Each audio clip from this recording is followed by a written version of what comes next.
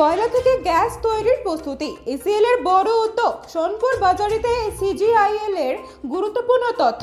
সোনপুর বাজারি এলাকায় কয়লা গ্যাসীকরণ প্রকল্পকে ঘিরে তৎপরতা বাড়ছে।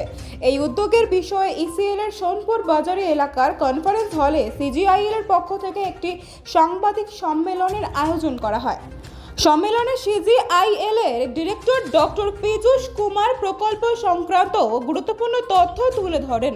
ডক্টর পীযূষ কুমার সাংবাদিকদের জানান, কয়লা গ্যাসীকরণ একটি আধুনিক প্রযুক্তি নির্ভর প্রক্রিয়া। এর মাধ্যমে কয়লাকে গ্যাসে রূপান্তর করে শিল্প ও শক্তি ক্ষেত্রে ব্যবহার করা সম্ভব। তিনি প্রকল্পের প্রযুক্তিগত প্রক্রিয়া, সম্ভাবনা এবং ভবিষ্যতের প্রস্তুতি নিয়ে বিস্তারিত তথ্য দেন। তিনি বলেন, কয়লা গ্যাসীকরণের এই উদ্যোগ কয়লার বিকল্প ব্যবহার বাড়ানোর পাশাপাশি শক্তি ক্ষেত্রে নতুন সম্ভাবনার দ্বার খুলতে পারে। প্রকল্পে আধুনিক প্রযুক্তির ব্যবহারের উপর বিশেষ গুরুত্ব দেওয়া হয়েছে। সাংবাদিক সম্মেলন উপস্থিত সংবাদ মাধ্যমের প্রতিনিধিরা প্রকল্পের বিভিন্ন দিক নিয়ে প্রশ্ন করেন। সিজিআইএল এর ডিরেক্টর সেই সমস্ত প্রশ্নের বিস্তারিত উত্তর দেন। পাশাপাশি প্রকল্পের অগ্রগতি এবং পরবর্তী পদক্ষেপ সম্পর্কে তথ্য জানানো হয়।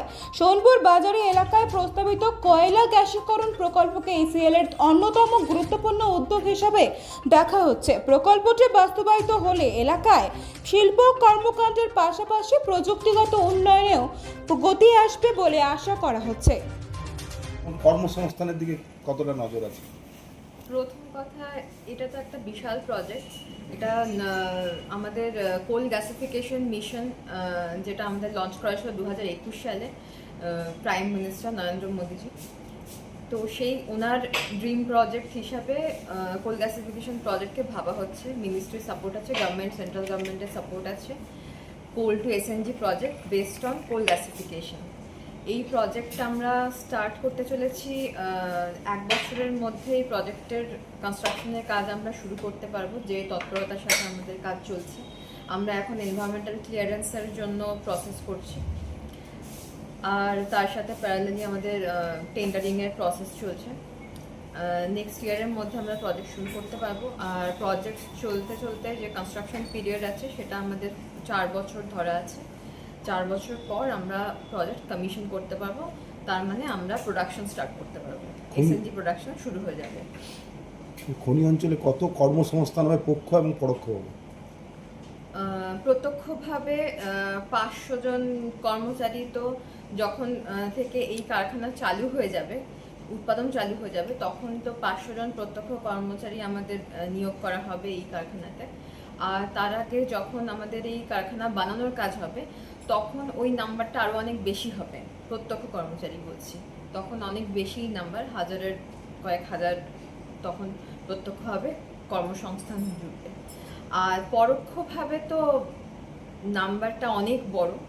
আপনারা এই সুযোগটাকে যতভাবে আপনারা এটা সুযোগটার সদ্ব্যবহার করতে পারবেন, কারণ এখানকার কয়লা এখানেই ইকোনমি বুস্ট করবে।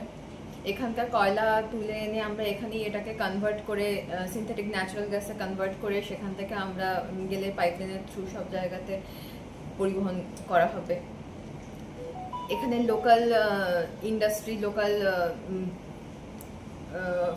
ফুড বলুন, অ্যাকোমোডেশন বলুন, ট্রান্সপোর্ট সিস্টেম বলুন, লোকাল এরিয়া ডেভেলপমেন্ট বলুন, হেলথ, এডুকেশন, সব কিছুতেই আমরা ডেভেলপমেন্ট করব। লোকাল এরিয়া ডেভেলপমেন্ট হবে। আপনারা বাইরের থেকে প্রচুর লোকজন এখানে যারা কারখানার জন্য আসবেন, আমরা আসব। এখানে যারা চাকরি করবে, যারা এখানকার লোকজন চাকরি করবে, তাদের সাপোর্ট দেওয়ার জন্য অনেক ইন্ডাস্ট্রি আপনারা ভাবতে পারেন। প্লাস এই যে সিনগ্যাস আর সিনথেটিক ন্যাচারাল গ্যাস আমরা যেটা উৎপাদন করব, সেইখান থেকে বেস করে আপনারাও কিছু পরিকল্পনা নিয়ে আসতে পারেন, ছোট ছোট ইন্ডাস্ট্রি।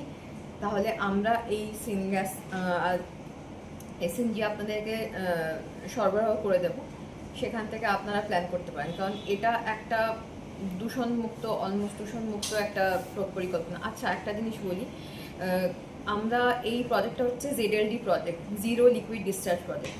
কোনো এখানকার যত প্রাইভেট কোম্পানি আপনারা জানেন যে প্রাইভেট যে কারখানাগুলো চালায়, তারা অনেক কিছু লোকাল পুকুরে, নদীতে ফেলে, দূষিত পদার্থ সেখানে ডিসচার্জ করে, দূষিত তরল সেখানে গিয়ে মেশে, তাতে পরিবেশের ভালো মতো প্যারামিটারগুলো অবনমন হয়। কিন্তু এক্ষেত্রে আমরা এটা ZLD প্রজেক্ট এনেছি। আমরা গ্যাসকে পিউরিফাই করে সমস্ত SPM কালেক্ট করে গ্যাস দূষণ ফ্রি করে আমরা যে সিনগ্যাস বানাবো সেটাকে আমরা পরিবহন করব। আর যেটা আমাদের লিকুইডে কালেক্ট হবে সেটাকেও আমরা কম্প্রেস করে সেটা জলটাকে, যেটা জল আছে সেটাকে আমরা রিইউজ করব। আর যেটা কম্প্রেস করে যেটা আমাদের সলিড ডিসচার্জ হবে সেটাকে আমরা ট্রিটমেন্ট করে সেটাও আমরা এখানে ফেলবো না, সেটাও আমরা নিয়ে চলে যাবো। আর যেটা আমাদের ছাই বটম অ্যাশ জেনারেট হবে সেটাও আমরা আমাদের মাইন্সের ভিতরে, আন্ডারগ্রাউন্ড মাইন্সের ভিতরে বা ওপেন কাস্ট মাইন্সের ভিতরে, কোল ইন্ডিয়ারই ECL-এরই, সেখানে আমরা মাইন ক্লোজারের প্রসেসে যেটা ফিল আপ করতে হয় সেখানে ইউজ করবো। কোটি টাকার প্রজেক্ট আছে এটা। এই প্রজেক্টটা প্রায় 15,000 কোটি টাকার ইনভেস্টমেন্ট হবে। আপনার নাম আর পরিচয়টা বলুন। আমি Poulami Mushib, deputy manager mining, CIL headquarter. আপনার